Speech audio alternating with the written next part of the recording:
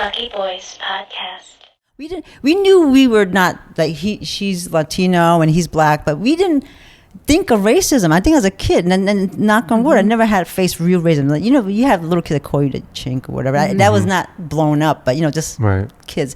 But I didn't grow up here in Lower East Side. We're exposed to so many different types of people, and oh my gosh, and I am thankful for that. Like, and we talk about the Jews, like they're in the neighborhood too, but they're quiet. We've always been very peaceful. We've never had issues with the Jews, but I want to try to connect with them. But I had to walk. I went to Seward Park High School. I transferred out of Bertram. You had to walk through that Jewish. What? You transfer out of Bertram? How'd you go to Bertram to Seward Park? Yeah, that was on purpose. Oh, you were bad. You were bad. Okay, different podcast. Was it what podcast? Different podcast. The Lucky Podcast Boys. number 63. Welcome to the Lucky Boys podcast. This is not Lucky Boys. No, but just just growing up here, I never thought about race. I just knew we were different, but I learned so much from each other. And we were in school plays. We hung out after school. We taught this black girl play Chinese jump rope. You remember Chinese jump rope? That's like a completely. I actually went to Bertram, and it was a majority black and Latino thing, and I felt like a complete loner. Even within like the Chinese cool kids, they were like, gangsters or whatever. Well, there was still segregation like in Seward Park, like the English speaking Chinese, and then the Chinese who English is a second language. Yeah. It was very those are cliquish. separate. It was very cliquish. Yeah. So of course I hung out with the ABCs or the English speaking Chinese, and there was the other group that was Chinese with the English as a second language kind of thing. Right.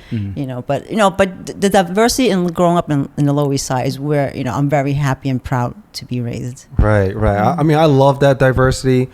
I didn't appreciate the racism that went on back in the day. Oh, okay. It was you talking about the very- 90s? Oh yeah. Okay. Yeah. I mean, I love the diversity. I love my friends that I grew up with, and they taught me so much how to dance merengue, salsa, eat their food, their cultures. In return, we did the same thing with my culture. But on the dark side of those things, which a lot of people tend to forget, is that Asians were picked on. Yes. They were targeted. They were robbed. They were bullied. They casually said racist. They would call the white man racist, but to Asians they would say the most racist stuff, and it would be out of some control. relatives right now. And these guys, some of these guys were just real good friends with me, and they were like, "Will, man, you can't let them get away with that stuff." I mean, my own friends was like, I'm just walking down with them, and I may be like 12 years old, and I start going, "Oh, you chinky chinky," pulling their eyes, and Jackie Chan or pork fried rice, and then trying to speak with our accent, or so. I'm just, I'm going, wow, it's just, how come no one ever talks about that? And then those same kids that I see talking about how other people are racist towards them. And I'm like, this is what blows my mind. It's like, The kind of hypocrisy. That's fine. I mean, it exists, and I understand that. I don't accept it, but I get it, right? But what I don't get is how you can understand how it feels to have someone oppress you and then turn around and do it to someone else. Yeah.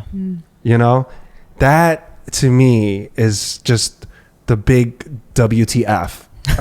Like, are you serious with this? But it has changed a lot. It has changed a lot, the neighborhood. It's improved dramatically. I mean, I don't live there anymore, but at one point it was very dark, very dangerous. There were different gangs on everybody. It's funny because I used to follow this Facebook group on the Lower East Side, right? And What was it called? Lower East Side. And they said something like, "Hey, who protected your block?" or something like that. And then you would see they were listing out all these different gangs, and I just thought to myself, holy cow, I lived here and I don't even recognize half these gangs that they were talking about. But they had the Chinese gangs they were saying, right. they had the Latino gangs they were talking about from which era. So I thought to myself, like, wow, like, yeah, because the people coming to Lower East Side now, they don't understand how crazy it was back then.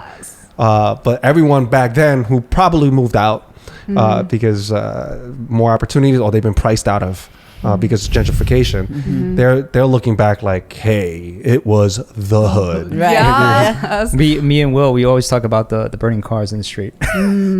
People on the street, homeless, rampant, and then me personally, my grandparents were robbed several times. My parents Wow. too. Yeah, my mom So- was robbed. Yeah, my dad said that the whole Delancey used to smell like urine. Oh yeah, No, yeah, true. yeah. So I'm like the oldest one. I don't know. If you, so like the Bowery, Stop it. the Bowery. I know with Which one, Bowery, the Bowery Mission? Mission? They've been doing good work for what almost a century, but along that strip, it doesn't look like what it is now. It was like Right. lots. Crackheads, needles. And they had a show. everywhere. Okay, I'm dating but this was a repeat by the time I went. It's called Bowery Boys. There's a show called black and white show. I mean, color. I mean, it wasn't in color. It wasn't in color. It was a black and Was white there sound? film. Yes, there was sound, but it just talked about the Bowery Boys, right? But if you know the history about the Bowery, there was a lot of bars and whatever, and that's where the desolate would end up living and along the street. I mean, it was still like that when I was a kid before you, Judy. You know, but 89. gosh. But it has changed a lot. But like growing up, that I saw that and the transformation and where was I going now? It was just the changes in the neighborhood. You talk about the people that was coming in. Right. We those people who are like along the street, we don't know where they're from, right? But we only saw, and this is what someone pointed out. We didn't see a lot of Asians along the Bowery. I mean, we have some Asian homeless now, but they're not as prevalent, right?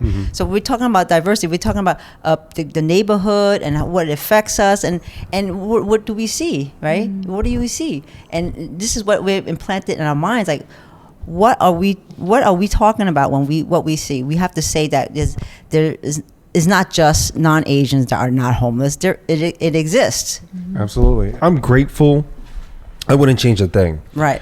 I wouldn't Me change too. a thing. I'm grateful for that experience because it's a form of education that you can't get nowhere else. No. Yeah, you have to, like you said, you have to live here to actually know Right. the groove, the drive of the neighborhood. Yeah, it's unlike any other, and it's because of that it gave me. Welcome to New York, guys. Yeah, it's a motorcycle, but it's because of that I have my perspective.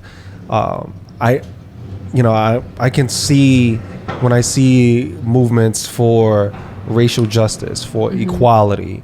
I totally get it. I'm right there with them. I feel the pain when things. I don't need to be this. I don't need to look like you. I don't need to look like your culture in order to feel your pain or want to fight beside you. I don't need that because I grew up with a diverse group of friends and I've been introduced to that at a very early age, and I understand the pain because it's been, like I said, it's been done to me. And when I see it done to anyone else, no matter what your color is, I can feel that pain, and we have to improve and build upon that for the next generation.